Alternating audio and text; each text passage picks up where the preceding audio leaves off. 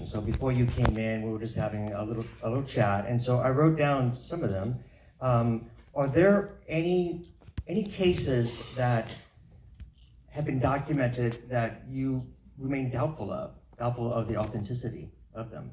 Oh, I think that, there's thousands and thousands that can be explained and thousands of stories. And I think if you look at Hans Holzer's work, he sorted out the real from the fake. And in there, he isolates a few, where they were, it's like some of those old movies, Abbott and Costello ghost movies. In the end, it wasn't a ghost; it was somebody mechanically manipulating stuff. It's that kind of stuff. But there's so much real going on there. I think the hoaxers are fewer than the real occurrences everywhere. There's such great stories. The ghost of Flight 401. The guy who was haunting an airplane that crashed. Haunting from an airplane, from the part of an airplane that crashed, and haunting a flight crews and warning them about, engine fires and stuff. And they tracked him down. His name was Don Repo, and he was a flight engineer killed in a crash. And they took a part from that crash and put it in the new L-1011 because the galley elevator failed, and they took that. And when they removed the part, the haunting stopped. And then they did an intervention with his family to try to help his soul cross over. Ghost of Flight 401, check it out. Beautiful story. Yeah. So it sounds like this material, an inanimate object, takes on a bit of consciousness. They're animate. Spirits are animate. What are they being animated by? What's going on? I would love a physicist, a chemist, and someone to break it down subatomically for me. What is going on there? What are they harnessing? Is it just the oxygen and nitrogen in our ether? How are they coalescing? How does an image, a full torso image of a pilot from basically the legs up to head and the stripes on his sleeve, how does a stewardess in Eastern Airlines report that? How does her colleague report it? How do dozens of report it? How does that happen? How is that appearing to those people? So much so that the Eastern Airlines psychiatrists and psychologists had to say, don't talk about this. People will not fly on Eastern Airlines anymore if they think there's a ghost on the airplanes. And so I would love to have it broken down. You see, there hasn't been enough real serious scientific inquiry on that electrochemical level. What's going on there? You may have just answered one of the questions of a gentleman that's right there nodding. He was wondering if there'd be technology that would someday be developed that could prove the existence of discarnate personalities. Well, NO2, freezing with NO2 is a theory that if you could, get near it and get your NO2 blaster on it and then basically freeze it, that you could probably get an image or a picture or maybe even some material from it. A woman in New Jersey, I forget her name, she's an Oriental scientist, Asian origin scientist, and she has frozen light. She's frozen light. They're freezing light. So they freeze light. Maybe they could freeze a discarnate entity, and we could get a piece of it or a picture of it, or somehow get that kind of proof. But there's so much photographic evidence today, and film and video of things and shapes, and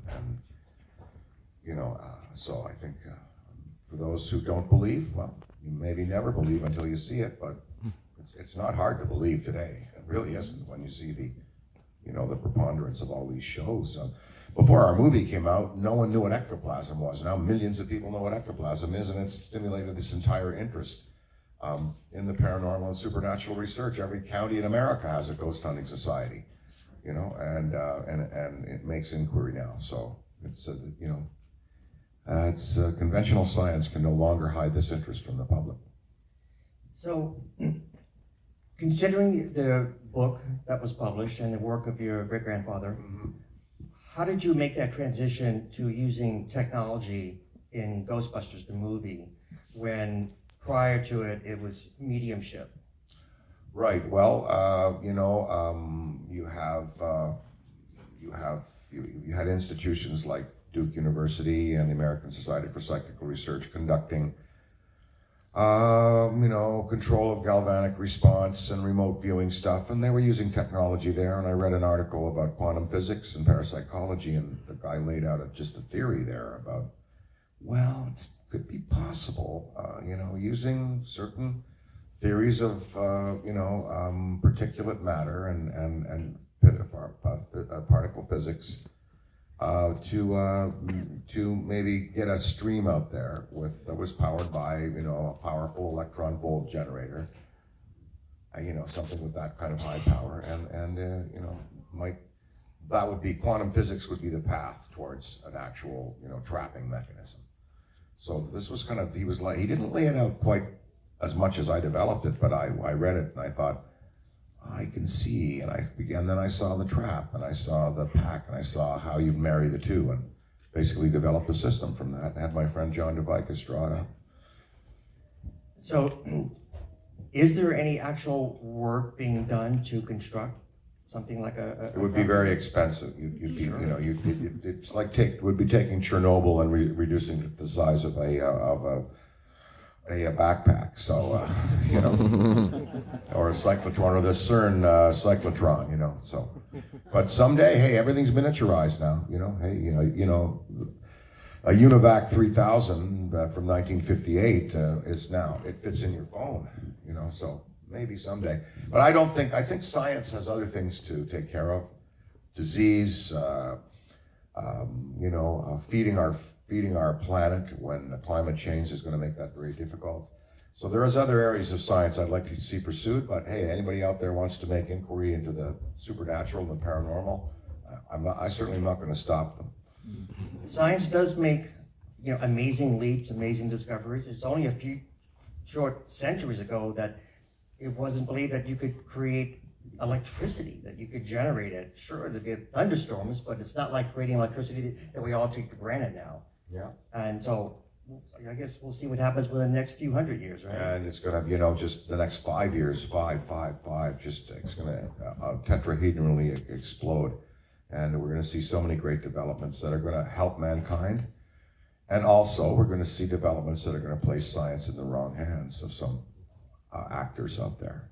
We're going to use it to repress freedom and to suppress, the defense capabilities of their enemies, especially what's going on in space now. The development of some of these particle beam weapons and rail guns, and to try to knock out satellites.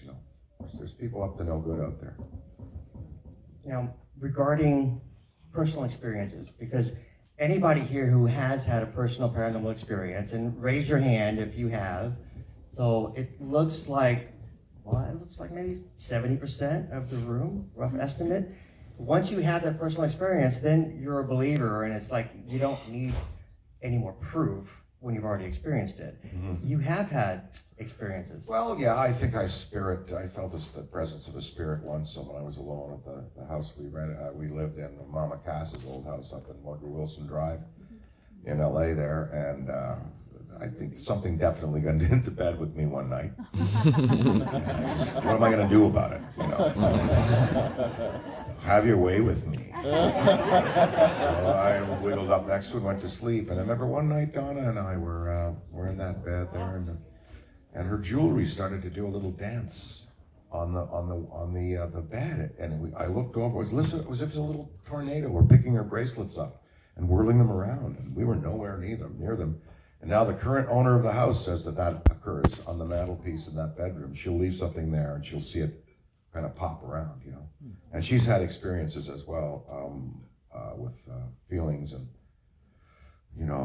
service personnel coming and going and getting touched, on the shoulder, that like our Mexican angels did. We had two beautiful women that still work with us, and they felt the presences at Woodrow Wilson, Yeah. And certainly, that's what led me into the paranormal, having personal experiences at my parents' house. Tell us, please. While I was alone, I could hear somebody on the second floor walking back and forth. Being that I don't even think I was 12 or 13 years old, I ran to the kitchen. I grabbed, of all things, a meat tenderizer. What am I going to do with that? And I went and searched every room of the house. I don't know what my intention was with the meat tenderizer, but it just felt like something I could swing in case it was an intruder. I couldn't find anybody. Went back downstairs, and footsteps happened again, walking across the upstairs of the house. I don't know what it was, who it was, but it was something there. Well, did you ever make inquiry to try to find out who it might have been, or? Yeah. Because that's what yeah, really, and Yeah, found out. well, it ended up being where visitors to the house would see this figure. Now, I didn't see this figure, I heard footsteps. And I wasn't a visitor to the house, I was living there as a child. When I went back to visit my parents' house after I moved to California in 1989, I went back in 1992. And in 1992, visiting my parents, they're moving along in age, then I saw what other visitors had been describing. My parents didn't even flinch when I froze, jumped up off the love seat. I was facing them, so sofa's there, love seat's here. I thought it was a cat, actually, walking into the room. So it was like I saw it against that oatmeal colored carpet. So I thought it was like a little small cat, and I realized it was a foot, and then it was a leg, and I realized it was a whole figure, and it walked between my parents and myself. And I stood up and it went like through a doorway, like it was very cognizant of the physical layout of the house. And my parents just leaned back and they go, "Tell us what you saw." I described it, and they said, "That is what the visitors to this house described." So I was now the visitor and hadn't been there for several years. So really, my journey into research of the paranormal began in 1992 after that. Something was happening there, coalescing a vivid apparition, and I'd love to know again, electrochemically, magnetically, what's going on there, biochemically, on that kind of level. But sure, wow, that's a nice vivid sighting that you had there. Probably a resident of the house before, owner, or disgruntled spirit on that site that just couldn't cross over. It was, later when I tried to research these types of apparitions, they've been described as shadow people. And it had the wide-brimmed hat. And I was like trying to rationalize it, and I said, is this some sort of government remote viewing exercise, and I am somehow able to visualize peering in psychically into my parents? Well, the man in the black fedora is a phenomenon all over the world. I know. That people are seeing, like the black-eyed children and stuff like that. They're rare sightings, quite frightening. Yeah, but Hans Holzer's book is amazing. It's as thick as the Bible, and it's just got all the greatest cases in the world. All wonderful stuff, yeah.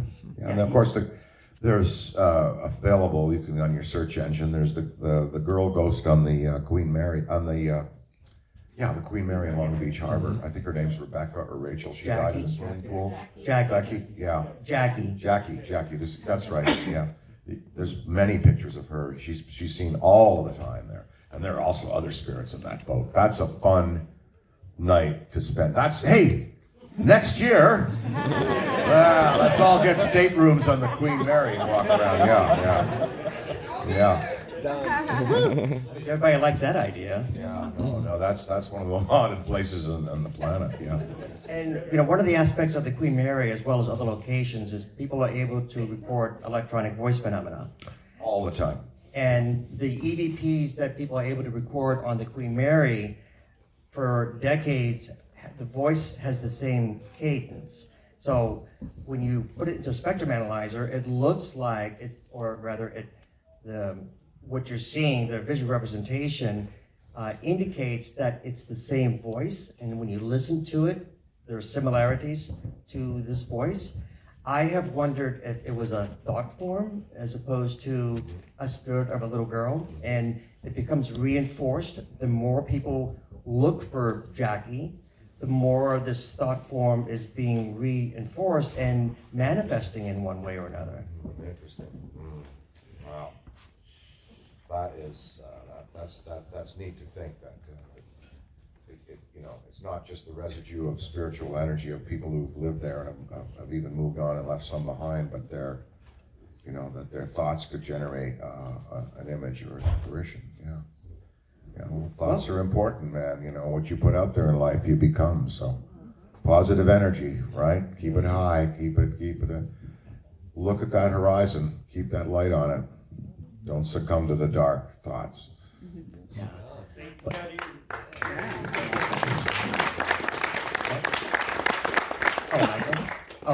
My wife